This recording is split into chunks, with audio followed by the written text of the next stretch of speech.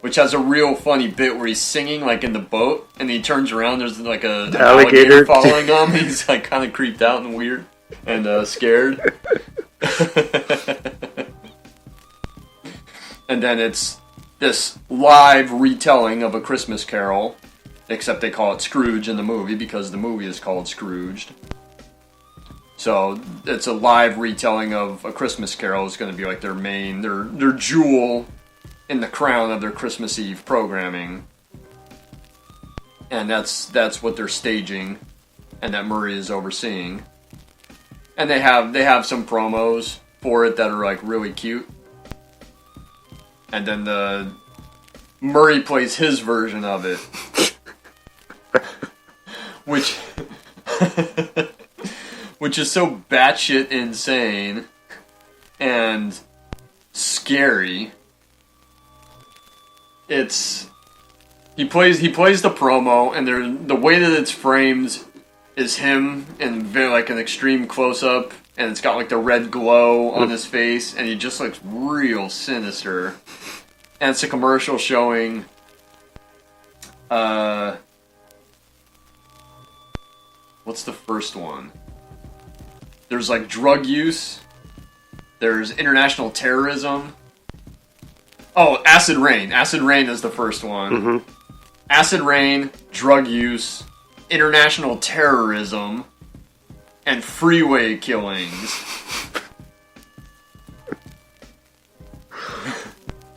And it says, it's basically saying the world is shitty, but for these 2 hours on Christmas Eve, here's this nice thing that we're doing. And it says, show up on Christmas Eve to watch Scrooge. Your life just might depend on it. But everyone's like real taken aback with that promo. But Murray just loves it. That was very like Verhoeven. Yeah.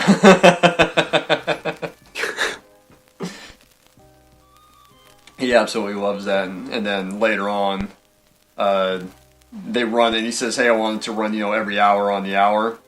And then the next morning, the headline in the newspaper says some old lady saw the promo, had a heart attack and died. And he's like, oh, this is great. This is the best promotion we can hope for. I wanted to run every half hour. Put a disclaimer on it that if you have heart trouble, you must leave the room. But the death of this old woman watching the commercial was the best. Was the best promotion they could have for the show. And then there's another really funny scene where he's thinking of Christmas gifts. Grace, we mentioned Alfre Woodard, who plays his secretary Grace, who's really good in the movie. She's going through the list of the people that are supposed to get Christmas gifts from him, and he's telling them, either a towel or a VCR. It's like a bath towel from the network is the gift, or a VCR for the people that he really wants to either get in good with. And then when it comes to his brother, he's like, oh yeah, give him the bath towel. She's like, oh, that's your only brother. And he's like, bath towel. Not even the VCR. But then we find out later on in the present segment that his brother did get the VCR because Grace stepped in and sent him the VCR instead of giving him the bath towel. And as he's going down the list of who gets the bath towel and who gets the VCR, he says, Grace, put yourself down for a bath towel as well. And very sarcastically, she's like, oh, gee, thanks. And he's like, oh, yeah, with, like, the washcloth or something. Yeah. He wants to throw in, like, the extra washcloth. And because this is a modern retelling, or at least modern in, the... At its time. At the time, 33 years plus now since it came out. Since it's a modern retelling, he eventually gets visited by the ghost of his old boss. And one of the more scarier elements of the film, because the boss is like real decrepit. Mm-hmm. And he shows up and takes a drink and then Murray. Frank Cross. I keep referring to him as Bill Murray instead of his character's name, Frank Cross. Ends up shooting him half a dozen times. He's like, do what you want to me, but leave the Bacardi out of it. Yeah, because he ended up like shooting the glass out of the guy's hand by mistake. But then, like, the hole in the head, like a golf ball comes out and then a little mouse comes crawling out. Is that a reference to Caddyshack at all? I was thinking that. Maybe. Possibly, Because then later there's the golf ball in his drink. Yeah. So he's visited by the ghost of his old boss in the Jacob Marley role, saying, you're going to be visited by 3 ghosts. The first will come at noon tomorrow, which is Christmas Eve. And then he doesn't believe him.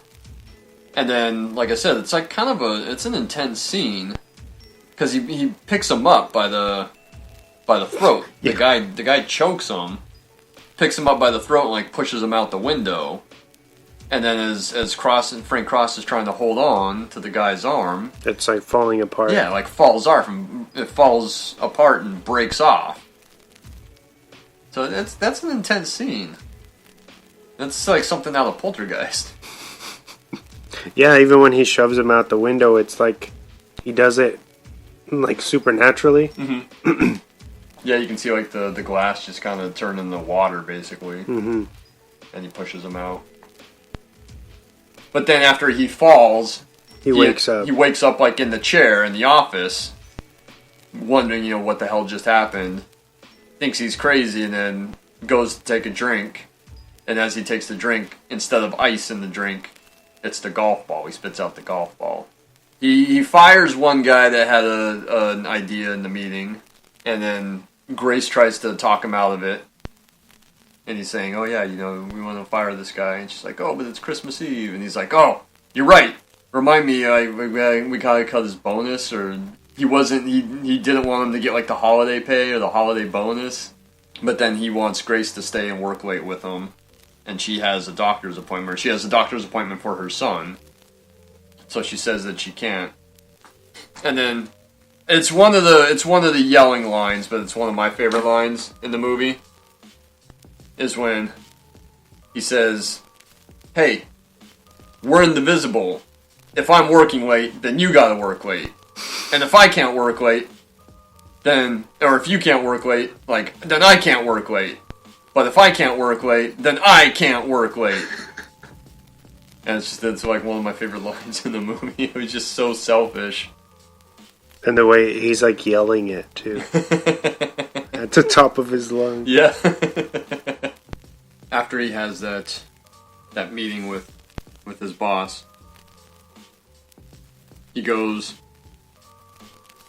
and has a lunch meeting with like the head of the network and the guy who's supposed to be kind of replacing him.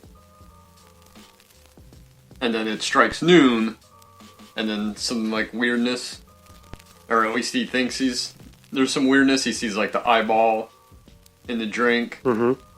He sees like one of the waiters is on fire.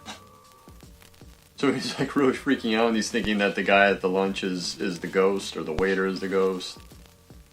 As he goes to leave the restaurant, he hops in a cab, or he goes to get a cab, and then some other cab just completely backs up into the other one and snakes the fare. And then when he gets in the cab, he sees that it's actually he gets into the cab, and then it's the ghost of Christmas Past. And it's David Johansen of the New York Dolls, and he was Buster Poindexter. I think in the 80s, around that time, he was the Buster Poindexter persona.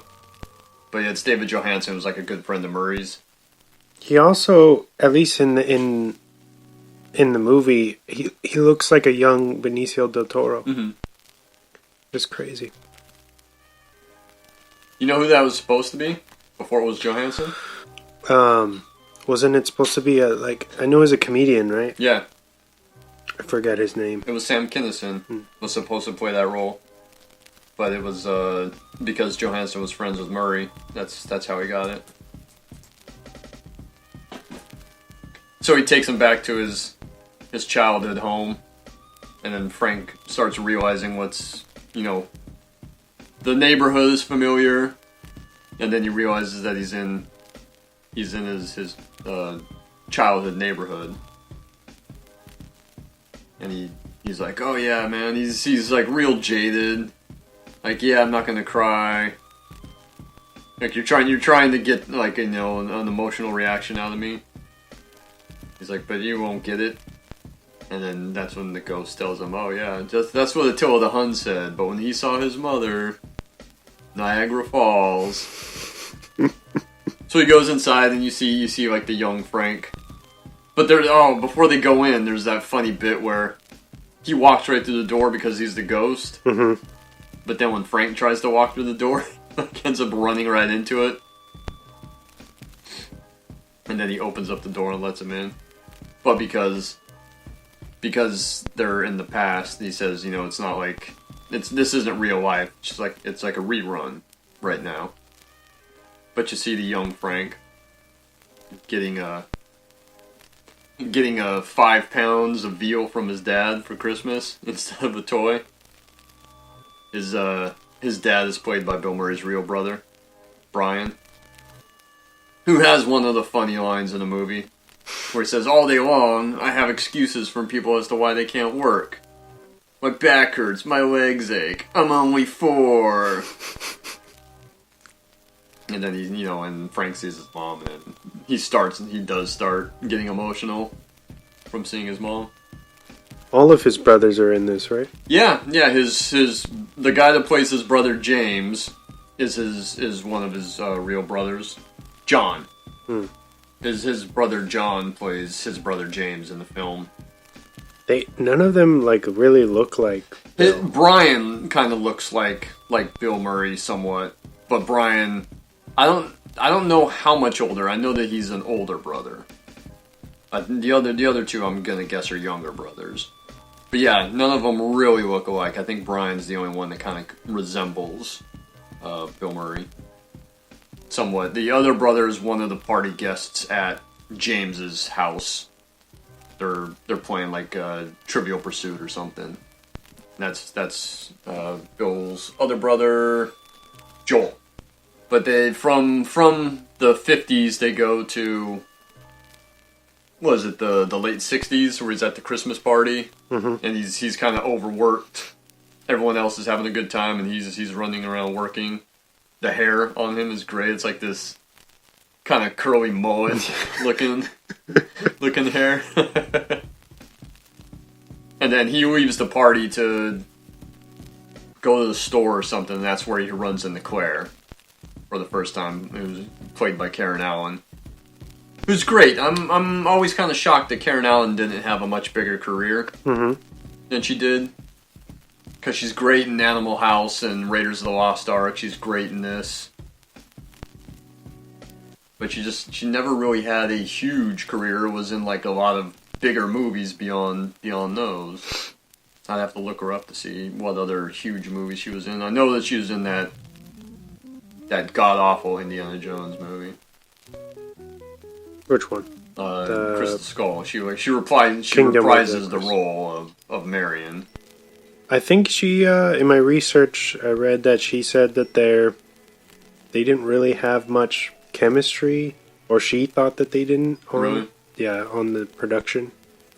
That it was kind of weird between her and Murray. That's too bad, because I think she's very good in the movie. As she's, the very optimistic, the one who works for a homeless shelter, doing very good deeds. And even when he goes to see her, he's very much kind of against what she does. Saying that, these people aren't worth it. And she's the one that's trying to reach out and help everyone and run that shelter. But he meets her on the street, and then they flash forward a couple years to when they're living together. And then very, very much happy, very much in love. And then a few years past that, when he's in the, Frisbee the dog. He's in the dog costume. Mm-hmm.